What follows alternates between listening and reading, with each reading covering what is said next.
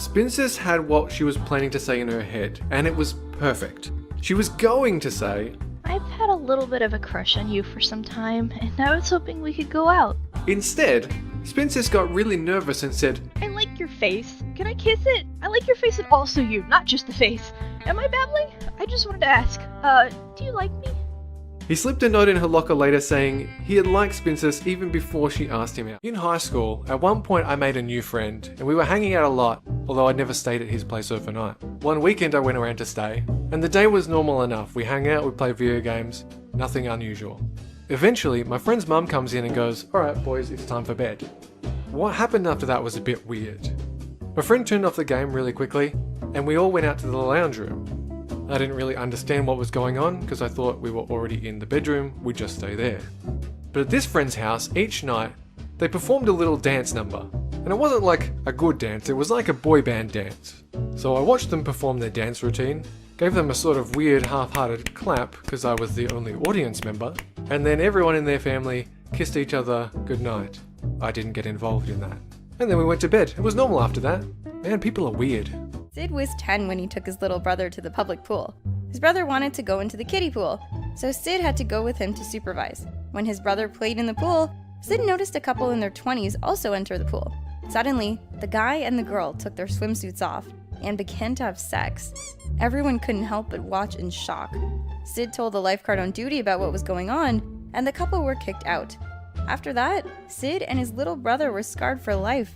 Legno once got paid to throw paint on people as they finished the race. The paint wasn't liquid, but powder and bright green. It was also outside and was kind of windy, so whenever he threw the paint, it would backfire into his face. Even though he wore sunglasses and a mask, his contacts turned bright green, making him look like Shrek. The worst part was that he had to drive the 3 hours back home, covered head to toe in the dusty green paint. The worst teacher Tolop ever had was his year 10 technology teacher. She was incredibly sexist and would let her female students get away with anything. Every lesson the girls shouted and threw stuff across the room, but if Tolop or the other boys dared to comment on the teacher's presentations or ask if they could use a toilet, she would melt their faces off with their screaming. When the last day of school year came, Tolop thought the class would get to relax and watch movies, but nope! Even though all their lessons were done, Miss Manhater wouldn't let them waste 1 second of precious time. When she caught them screwing around on their computers, she screamed, "What do you think you're doing? Get on with your work!" When Tolop explained that they'd finished everything for the year, she made them spend their whole last hour of the year sitting in silence. One time, Froggy witnessed a guy piss through a letterbox. He just walked up to the door, whipped his thing out, and pissed in the letterbox. Then he got out a key and opened the door and fell into the house. So it turns out the guy pissed through his own letterbox and then fell into it. Froggy laughed about this for over an hour. When Gergak was in 7th grade, he was crazy in love with the girl who sat behind him in class. He desperately wanted to ask her out, but he didn't know how or what to say. He decided to ask his older brother, who seemed to be really good with the ladies. Unfortunately, Gergak was so desperate that he forgot that his brother was an asshole who was always pranking him. He told Gergak that the best way to get a girl to like you is to compliment her breasts. So the next day, Gergak marched up to her after class and said, "Hey, your boobs make you look really sexy." All this got him was a slap in the face. But after a while, he apologized and explained that his stupid brother had given him bad advice. And now they're dating. So I guess being an awkward sleaze can work sometimes. The worst experience Andy Mations had was when she went with her mom to a parent-teacher conference. When she walked into the classroom, the teacher immediately said, "Oh, I didn't know your mom was an immigrant." Andy was so pissed off, but her mom told her in Spanish, "What did he say? Translate for me." She obviously didn't translate, but instead went up to her teacher and slapped him across the face and cursed him out in Spanish. He said, "You're one of them. If I could, I would give you an F, but I can call immigration, you little whore." He screamed it so loudly, everyone in the hallway heard what he said and called the principal. Andy explained what happened, and the principal immediately fired him. So Sid was walking home from a pond near where he lived a few years ago when he noticed someone driving down a dead-end road. After a minute or two, he came back the other way and asked how to get to the strip club the next town over. After Sid gave him the directions, even though he was too young to go there, the guy had mentioned that his wife was performing that night. Sid didn't know how to respond after that, but just managed to say, "Good luck," and then he drove away. Tolup and Spincess were walking around the school at break time when they heard two girls screaming at each other and fighting. Tolup and Spincess rushed over to stop it, but the girls punched them, so they got a teacher to stop the fight. The four of them were sent to the principal's office, where they were asked why they were fighting. Tolup and Spincess said they were trying to stop the fight. The other girls said that they were fighting over what's better between chocolate or strawberry. A few days later, the same two girls fought again over apples and bananas. When they were 5 or 6 years old, Goobie and Snoopy thought it would be a great idea to play with a grocery cart and have their friend Honeybits push it. A few seconds later, Honeybits hit a rock and sent them flying out of the cart. Goobie's elbow scraped the floor and she was bleeding, but Snoopy hit the ground so hard she cracked her head and needed staples. Not stitches, but staples in her head! Goobie could hear her crying and screaming from the waiting room.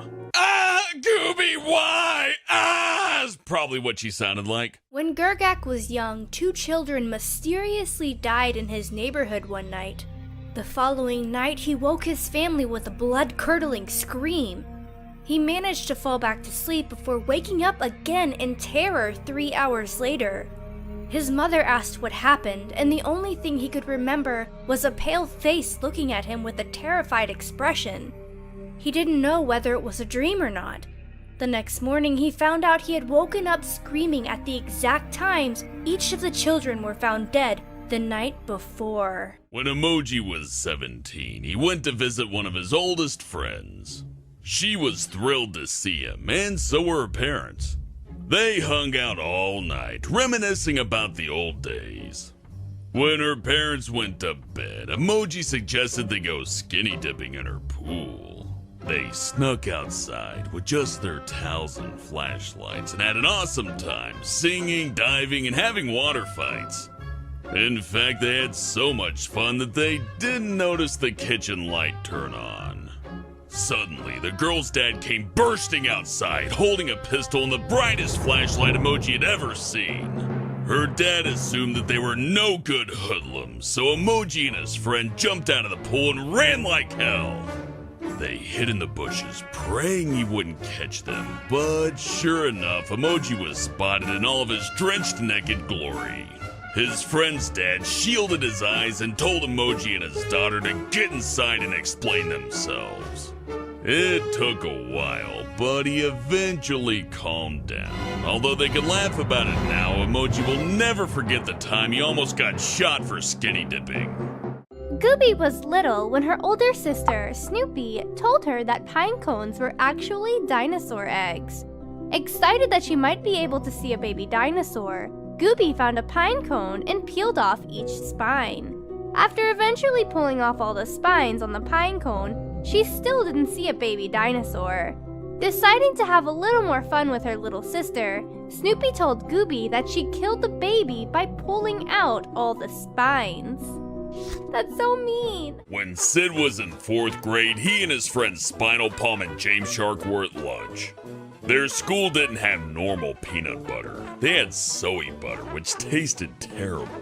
James Shark looked at the soy butter container, picked it up, smiled, and said, "I dare you to take off your shirt, put this all over your body, and run through the school screaming baby."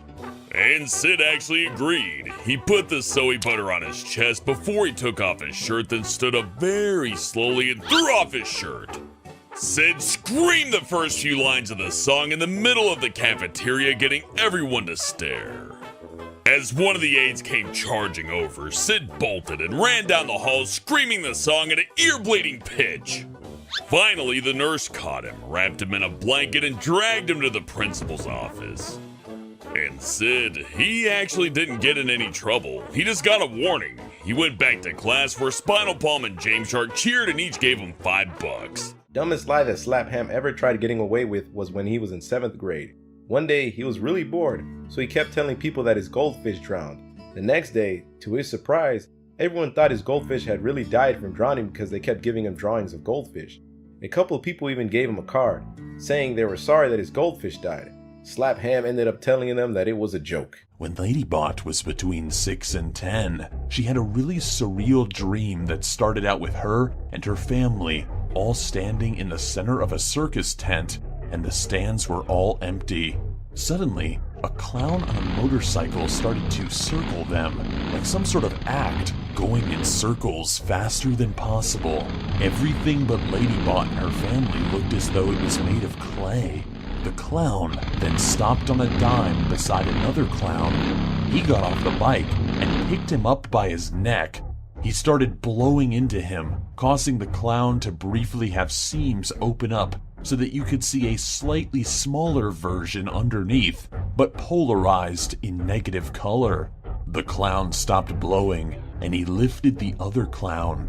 The clown was now deflated, smiling weirdly. Meanwhile, an invisible crowd clapped and applauded. Ladybot woke with a jolt immediately after that, and she still has no idea what that dream even meant. I used to work at a grocery store, and at that store was a man named Robert. He was a legend among the people, but not for the reason you might think. Robert always had this tendency of going up to the female employees, and he would tell them about how, during break time, he would go into the bathroom and jack off. And apparently he thought they wanted to hear that, or something. Robert also sometimes would tell customers, for some reason. And the thing is he never got fired. Like, he was there the day I walked in the door and got the job. And he was there the day I left the job. And even today, he's still there. Maybe he's like the CEO's, like, special cousin or something. I don't know.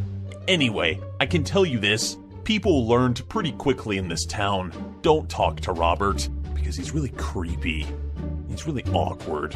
One time, when Mimi and her insane roommate were at a club, her roommate got drunk and stood on top of a table.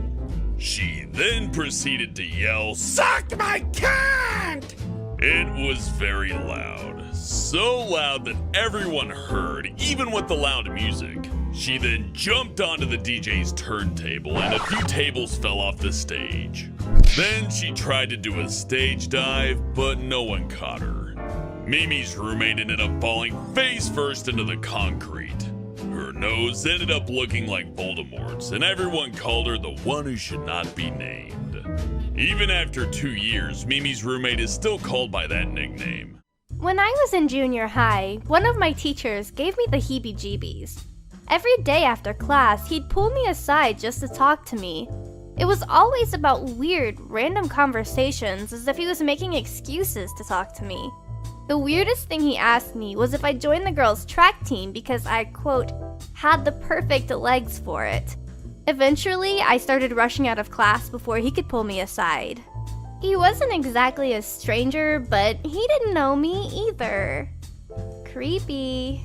A few years ago at an anime convention, which is, home to a lot of weird stuff in general, Pringle was cosplaying as the warden from the anime series Super Jail. While strolling outside the convention center, out of nowhere, this one fangirl wearing Japanese cat ears sneaks up from behind.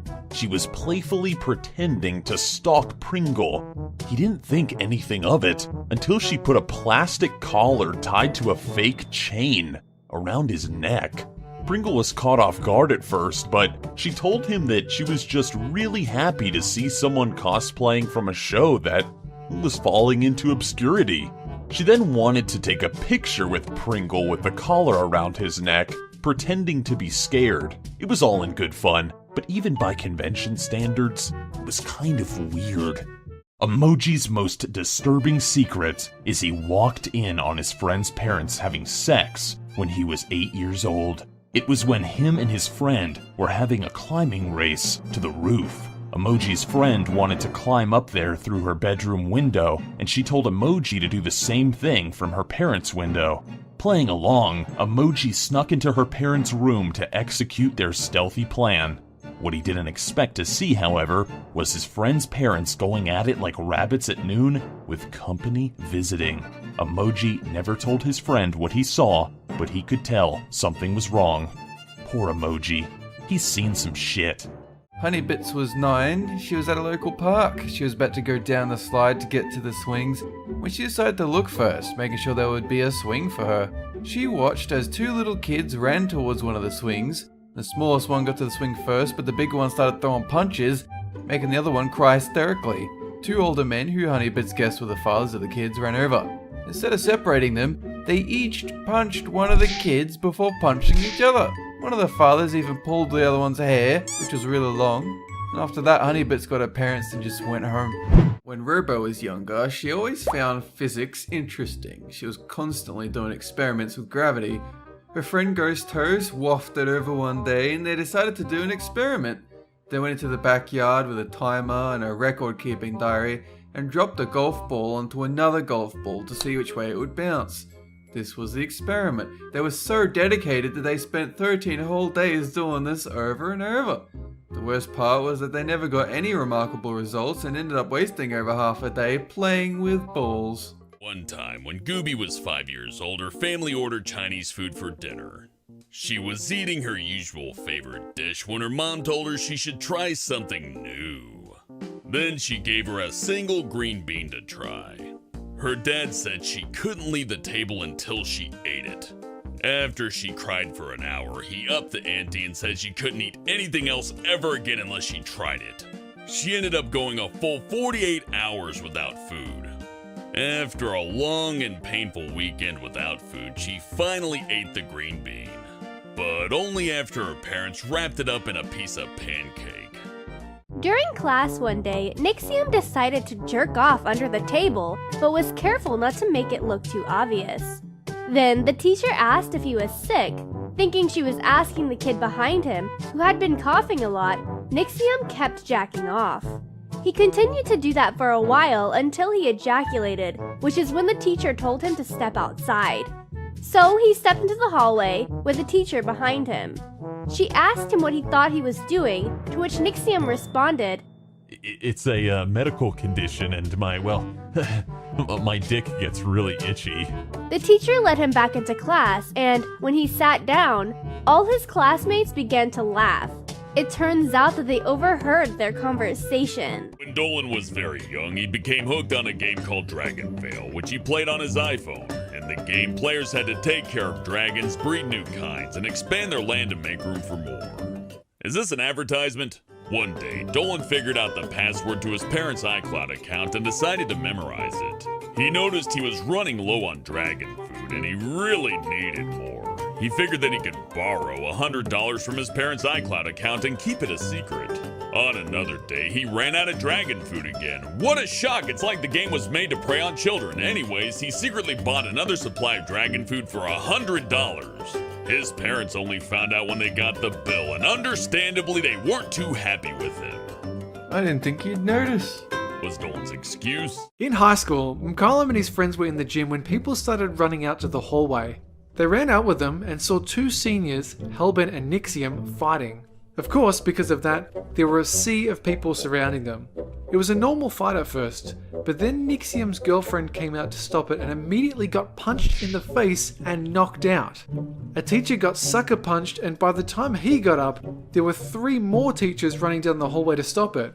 Suddenly, Nixium pulled a knife from his backpack. Before he had a chance to do anything, he got tackled. After the fight, McCollum went to talk to one of the kids who said, "Oh yeah, they were fighting because Hellbent said he was better at football and then Nixium got angry." McCollum couldn't believe that he really pulled a knife over that. He's got plenty of friends now, but when Slaptam was in 7th grade, he was a bit of a loner. Every day, he would sit by himself at lunch and in his classes. Eventually, he got so lonely and desperate for attention that he started walking past random students in the hall and snorting at them. He thought it was funny to see the look of confusion on their faces when they looked at Slaptam. Slaptam would just keep walking and act like nothing had happened. He did this every day for over a month. But after a while, some students complained to their teachers and Slaptan was put in detention for disrupting people in the hallway. Snoopy was 11 when her friend offered to take her to the fair. She accepted the offer, not knowing that her friend's 13-year-old brother was coming as well. When they got there, they went on most of the rides. Eventually, they arrived at a ride that went really high in the air, then slowly back down. Neither Snoopy's friend nor her brother wanted to ride it, but Snoopy wanted to impress her friend's older brother. So she went on the ride with all smiles. As soon as it started moving, she freaked out and started to tear up. She felt like she was constantly about to fall out of the ride. For the next 4 minutes, she just focused on trying to not cry. When she got off, she found out they were both nervous for her because she stopped smiling. So her attempt to show off just ended up making them worse. One day, Doopy was riding the train from Pittsburgh to Johnstown. As she went to buy something from a nearby food car, she noticed a woman making jerky movements and scratching herself. Doopy approached her and said, Are you okay, ma'am? The woman hissed at her and started talking to her invisible friends. Doopy backed off. With everyone staring at her, the woman took out a crack pipe and started smoking it like it was the most normal thing in the world. A staff member came to escort her off the train, but the woman snapped and tried to fight back. The woman was pinned down until they arrived at the next stop, where she was arrested by police. Doopy and the other passengers just looked at each other dumbfounded. When Spinal Palm worked as a cart pusher at the local Walmart, he saw a man drive in on a gas-powered moped. He drove through the inside of the store, through the aisles and everything. Most of the associates were afraid to ask him to park outside, because they thought he was either drunk or crazy. Eventually, one of the managers asked him to park the moped outside, but apparently, his idea of outside was to take the moped into the cart garage and park it behind all the shopping carts. The man then bought a doghouse which he tied to the moped, but then he struggled for about 20 minutes to drive the moped with the doghouse tied to it from behind the carts. Andy Mations was in her bed, staring at the door, just about to fall asleep, but a tall blue skeletal figure in tattered clothes slid through the doorway. She looked at it and buried her head in the covers in fear. When she looked back, it was still there, but closer. On instinct, Andy Mations covered her head again. When she removed the blanket, it wasn't near Andy Mations' bed. It was on it. Its dead eyes stared deep into her soul, and from the distance, she saw every detail on its face. The main thing was that it actually was a skeleton, with ripped clothing and chains around its wrists that floated about. Andy Mations flinched, closing her eyes. She told herself that everything was over. And when she opened her eyes, it was gone. Andy Mations could only assume that it was over. No more paranormal experiences. But unfortunately, they still happen to this day. Back in high school, Mikhailem got the entire school to believe his friend, Gergak, broke the internet. It was a small school with about 120 students. 3 students were playing with some electronics and flipped the circuit breaker, turning off some of the power in the building, including the router. Gergak was usually part of the group that was involved. So, to bust his balls, when he was asked what had happened to the internet, Mikhailem blamed him. Eventually, the entire school thought it was him. People still believed it even after they graduated. In Doopy Spanish class, there was a girl, Andy Mations, who acted like a cat. One day, while she was working on something, Doopy heard Andy hissing. She looked over to see Andy hitting a guy with a notebook. Pissed off, the guy took a pair of scissors and cut off a big chunk of her hair. Andy stopped hitting him and watched as her hair fell to the floor. At that point, Andy got very angry and furiously hit the guy with the notebook while hissing.